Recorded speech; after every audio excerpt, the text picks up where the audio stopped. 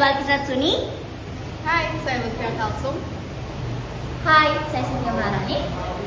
Hai, saya Mendat Al-Azhar. Hai, saya Aisyah Nurul. Hai, saya Rayyan Zulhaji. Hai, dan saya Rabi Al-Bari.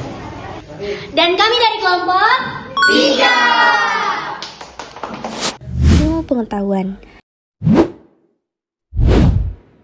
Ilmu pengetahuan atau sains merupakan rangkaian aktivitas manusia yang disusun secara terstruktur menggunakan metodologi ilmiah untuk memahami fenomena tertentu. Ia bukan sekedar pengetahuan, melainkan pengetahuan yang telah teruji kebenarannya melalui metode ilmiah. Ciri-ciri ilmu pengetahuan.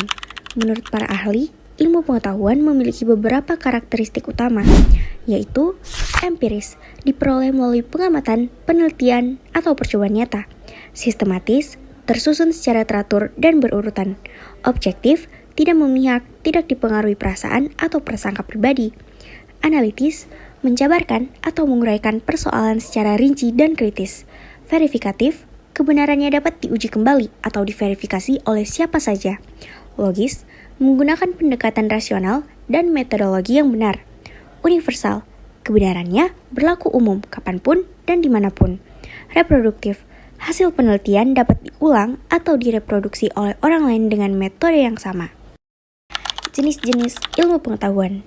Ilmu pengetahuan umumnya diklasifikasikan menjadi beberapa bidang utama. Pertama, ilmu pengetahuan alam, mempelajari fenomena fisik dan alam, seperti fisika, kimia, biologi, dan astronomi.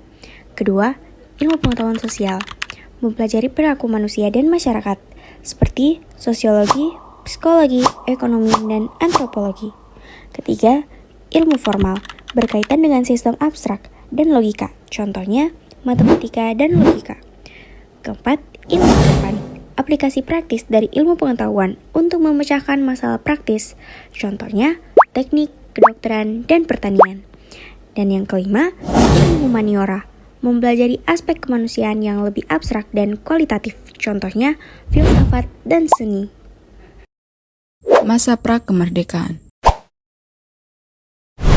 Pada masa kolonial, Indonesia mengalami perkembangan ilmu pengetahuan yang signifikan. Meskipun masih terbatas oleh kepentingan kolonial Belanda, perkembangan ini dipicu oleh kebutuhan Belanda untuk memanfaatkan sumber daya alam Indonesia.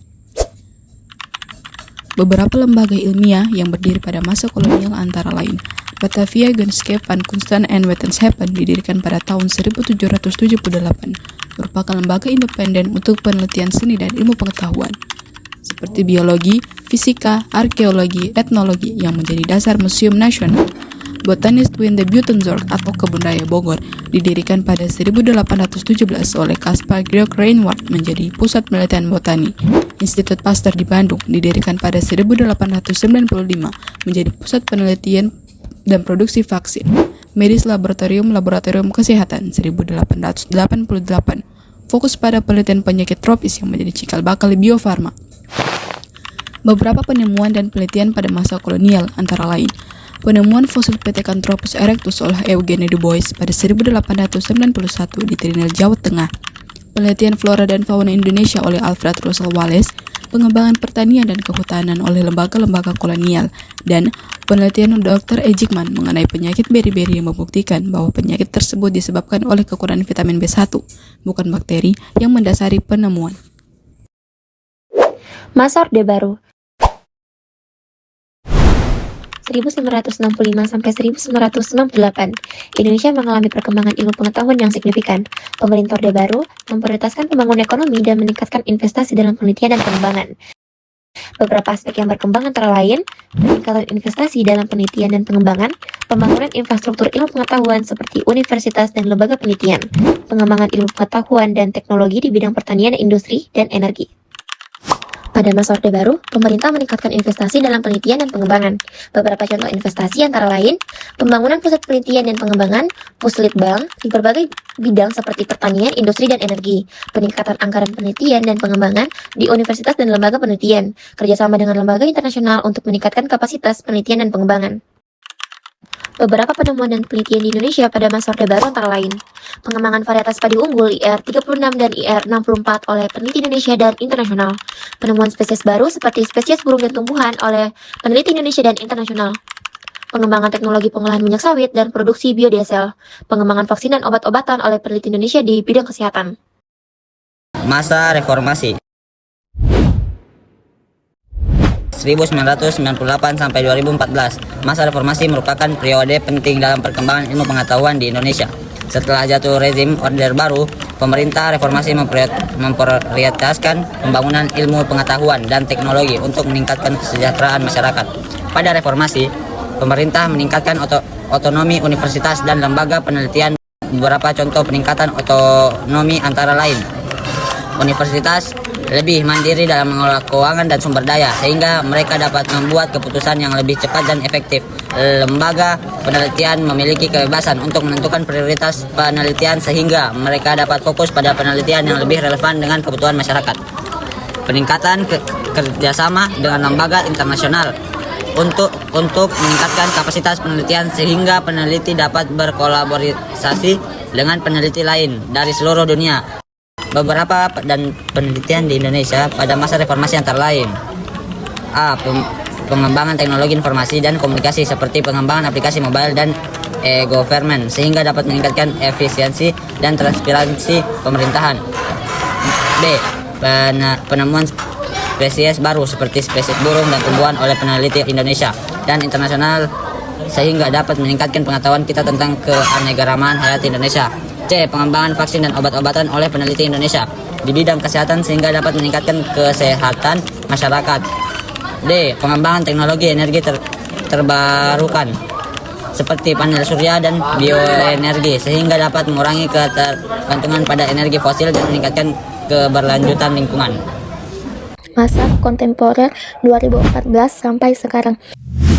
Perkembangan ilmu pengetahuan di Indonesia saat ini sangat pesat, dengan banyak inovasi dan penelitian yang dilakukan di berbagai bidang. Pemerintah Indonesia telah meluncurkan beberapa program untuk meningkatkan inovasi dan penelitian, sehingga Indonesia dapat menjadi negara yang lebih maju dan kompetitif di tingkat global. Beberapa bidang yang sedang berkembang di Indonesia saat ini adalah: 1. Teknologi informasi dan komunikasi. Indonesia sedang mengalami perkembangan pesat di bidang TIK, dengan banyak startup dan perusahaan yang bergerak di bidang ini. 2. Energi terbarukan. Indonesia sedang mengembangkan energi terbarukan seperti panel surya dan bioenergi untuk mengurangi ketergantungan pada energi fosil.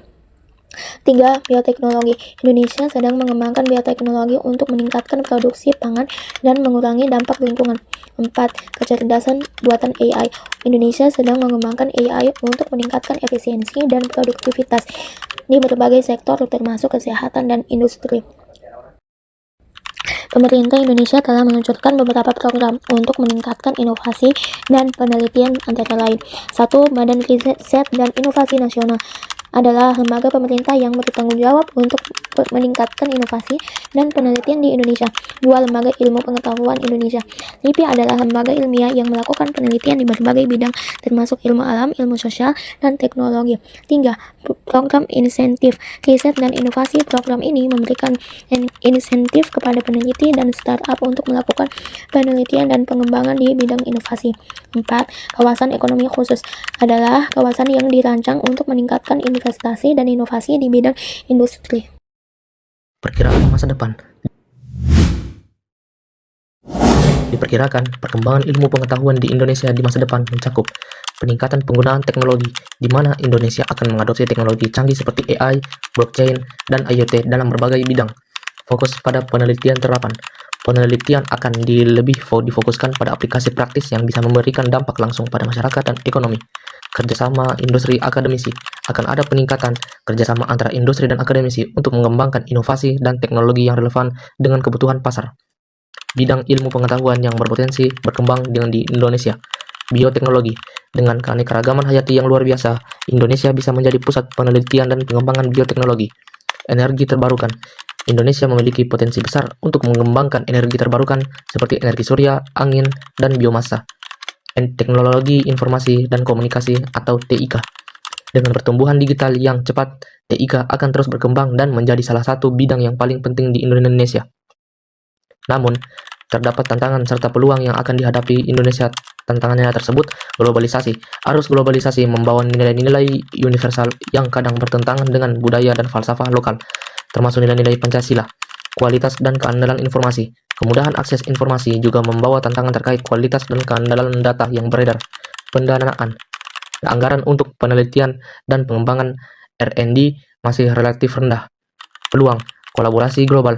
Era digital memfasilitasi kolaborasi lintas batas, memungkinkan peneliti dari negeri yang berbeda bekerja sama secara efektif. Aksesibilitas informasi. Kemudahan akses informasi memungkinkan para peneliti dan akademisi mendapatkan informasi terkini dalam bidang mereka. Teknologi digital. Integrasi teknologi digital dalam penelitian dan pendidikan mempercepat kemajuan pengetahuan. Masa kemerdekaan. Setelah kemerdekaan, Indonesia mengalami perkembangan ilmu pengetahuan yang pesat. Pemerintah Indonesia memprioritaskan pembangunan ilmu pengetahuan dan teknologi untuk meningkatkan kesejahteraan masyarakat. Beberapa lembaga penelitian dan pengembangan ilmu pengetahuan di Indonesia antara lain. Yang pertama, Lembaga Ilmu Pengetahuan Indonesia atau yang disingkat LIPI. Kedua, Badan Pengkajian dan Penerapan Teknologi atau yang disingkat BPPT. Terus kemudian, Badan Tenaga Nuklir Nasional atau yang disingkat BATN. Lalu Universitas Indonesia atau yang disingkat UI, kemudian juga Institut Teknologi Bandung atau yang disingkat ITB. Beberapa penemuan dan penelitian di Indonesia setelah kemerdekaan antara lain: 1. Pengembangan varietas padi unggul oleh IRRI atau International Rice Research Institute di Filipina yang kemudian diadaptasi di Indonesia. 2. Penemuan spesies baru seperti spesies burung dan tumbuhan oleh peneliti Indonesia dan internasional. 3. Pengembangan teknologi pengolahan limbah dan pengolahan air oleh peneliti Indonesia. 4. Pengembangan vaksin dan obat-obatan oleh peneliti Indonesia di bidang kesehatan. Thank you, Elmore!